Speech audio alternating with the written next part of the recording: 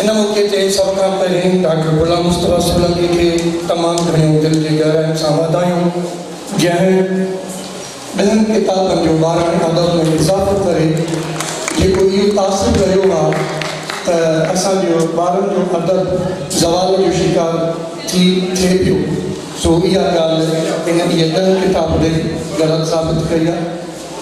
उन खां अलावा जदीद टेक्नोलॉजी जा जेके सोर्सिस अची विया आहिनि ॿारनि जी दिलचस्पीअ जा,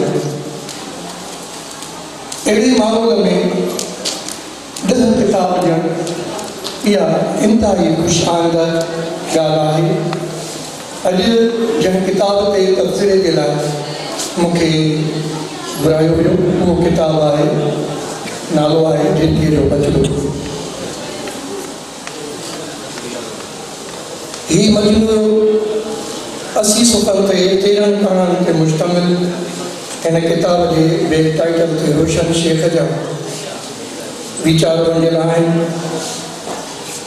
हिन किताब जी अर्पना डॉक्टर गुलाम मुस्तफ़ा सोलंकी पंहिंजे 3 बचड़नि जे नाले सां मंसूब कई आहे, जंहिंमें नंढड़ी लारिब मुस्तफ़ा, नूर हैदर ऐं अली हैदर। पब्लिशर जो नोट कुर्बान मंगी लिखियो आहे। हिन किताब में पहिरीं कहाणी जो उनवान आहे जॾहिं ककर पाण में मिलंदा आहिनि। लेखक कुदरत जे मौसमी मांडाण खां अलावा विछड़ण ऐं मिलण जा अहसास रक़म कया आहिनि, जॾहिं त हिन कहाणी में पढ़ंदड़ ॿारनि लाइ साइंसी मालूमात सां गॾु ॿोलीअ जे लफ़्ज़नि जो ज़ख़ीरो पिणु मौजूदु आहे। अदब ऐं किताबनि सां चाह रखंदड़ हिन कहाणी मां लुत्फ़अंदोज़ थींदा। किताब ज़िंदगी जो बचड़ो जी ॿी कहाणी जंहिंजो उनवान आहे ख़ासि नंबर। ख़ासि नंबर हिकु जेके असांजा रिसाला निकिरनि था, पोइ उन में जेको अहमियत वारो स्पेशल जेको नंबर निकिरंदो आहे उन जे मथां लिखियलु हूंदो आहे ख़ासि नंबर। ख़ासि नंबर में ॿारनि खे हिकिड़ो तजुस्सुस ॾेखारियो आहे कि इहो ख़ासि नंबर छा आहे, कीअं थींदो आहे, किताब छपंदा कीअं आहिनि ऐं छपाई जे कहिड़े मरहलनि मां गुज़रंदा आहिनि, किताब छपाइण में केतिरियूं दुश्वारियूं अचनि थियूं, इन बाबति ॿारनि खे ॼाण ॾिनी वई आहे। उन खां अलावा हिन किताब जे सुफ़े नंबर 29 ते हिकु ग़रीब ख़ानदान ते मुश्तमिल कहाणी ॾिनी वई आहे, जंहिंजो उनवान आहे हीरोइन जी लानत। नशो हिकु अहिड़ी वबा आहे जंहिं केतिरा ई कुटुंब ऐं ख़ानदान तबाह करे छॾिया ऐं उन नशे जा कहिड़ा असर इंसान जी शख़्सियत ते थियनि था, उनजे दिमाग़ ते थियनि था, नशे जे करे कहिड़ियूं तबाहियूं अचनि थियूं। नशे जी इन बुराईअ बाबति हिन कहाणी में हिन खे फोकस कयो वियो आहे ऐं यकीनन इहा उमिरि ॿारनि जे बदनंदी आहे ऐं इन दौर में जेकॾहिं ॿारनि खे इन्हनि गिलाज़तुनि ऐं नुक़साननि खां मालूस कयो वञे त जीअं उहो पंहिंजी अमली ज़िंदगीअ में बहितर किरदारु अदा करे सघनि। उन खां अलावा 5 नंबर कहाणी पछता जा लुड़क, जंहिंमें लेखक ज़िंदगी में वास्तो रखंदड़ रिश्तनि जो तक़दुस ऐं ख़्याल न करण जे करे जेके ख़ानदान में नुक़सान थियनि था, रवैयनि में नुक़सान थियनि था, उन खे फोकस कयो आहे त असां पंहिंजे रिश्तनि खे कहिड़े तनाज़ुर में ॾिसूं था।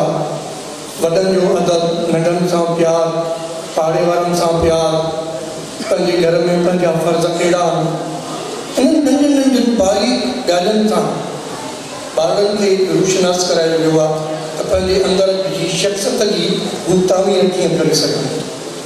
उन खां अलावा ज़िद, हथ, पंहिंजी मनमानी करणु, पंहिंजूं ॻाल्हियूं मञणु, इन आदतुनि खे फोकस कयो वियो आहे त इन्हनि आदतुनि अपनाइण सां कहिड़ा नुक़सान पवनि था, कीअं शख़्सियत घुरे थी, कीअं तासिर पाड़े में घर भातियुनि सां रहे थो, इन्हनि ॻाल्हियुनि ते तमामु घणो बारीक़ीअ सां डॉक्टर मुस्तफ़ा लिखियो आहे।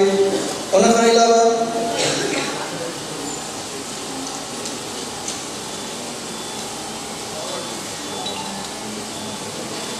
हिकिड़ी कहाणी आहे, ॾाढी मज़ेदार ऐं दिलचस्प कहाणी, जंहिंमें अलाह ताला जी ॾिनल नेमतुनि जो शुक्र अदा कयो वियो आहे। इंसान खे नेमतूं मिलनि थियूं, हथ ऐं वॾाई ऐं तकबर उन ते करे पंहिंजी असलियत विञाए वेही रहंदो आहे। पर रब ताला जूं जेके ॾिनल नेमतूं उन्हनि जो अहसासु त हीउ जेको साहु खणूं था, हीउ साहु अंदरि कयूं था, वरी ॿाहिरि कढूं था, केॾी नेमत आहे। इहो पुछो दम जे मरीज़ खां। अखियूं केॾी नेमत आहिनि जंहिंसां असां काइनात जा नज़ारा ॾिसूं था, ऐं इन न हुअण जे करे हीअ काइनात कीअं थी, कहिड़ा अहसास था ठहनि, ऐं असांखे इहे सभु शयूं नेमतूं आहिनि, पर उन्हनि जो अहसासु तॾहिं थींदो आहे जॾहिं हिकिड़ी का नेमत ज़ाहिर थींदी आहे। इन्हनि नेमतुनि जी शुक्रगुज़ारीअ लाइ जेको डॉक्टर साहिबु इहा कहाणी ॾिनी आहे, तमामु ख़ूबसूरत कहाणी आहे। उन सां गॾु जॾहिं अलाह ताला वॾा रुतबा, वॾा उहिदा, वॾी शोहरत, तमामु घणी दौलत, ज़िंदगी जूं वॾियूं वॾियूं सहूलियतूं जॾहिं ॾिए थो, उन ते तकबर, वॾाई ऐं मिज़ाज जी तब्दीली जेका इंसान में अचे थी, जेके तमामु ऊन ऐं डर ऐं मुसबत सोच सां कंदड़ माण्हू हूंदा, उन्हनि ते उहिदनि, दौलत, धन, इन्हनि शयुनि जो को असरु न थींदो आहे। हू पंहिंजी फितरत जे रंग में हलंदा ऐं फितरी तौरु ज़िंदगी गुज़ारींदा, यानी मसनूई पण पाण में न अचे। उन जे लाइ इहा तमामु ॾाढी ख़ूबसूरत कहाणी साईं डॉक्टर साहिबु लिखी आहे। चयो वियो आहे त 5 मिंट खां घटि मां त सभिनी 13 कहाणियुनि ते टेका टपियूं कई, पर तव्हां साथियुनि जे टाइम खे मद्देनज़र रखंदे मां इहो लिखियलु पंहिंजो मकालो अॼु अमर जे हवाले कयां थो।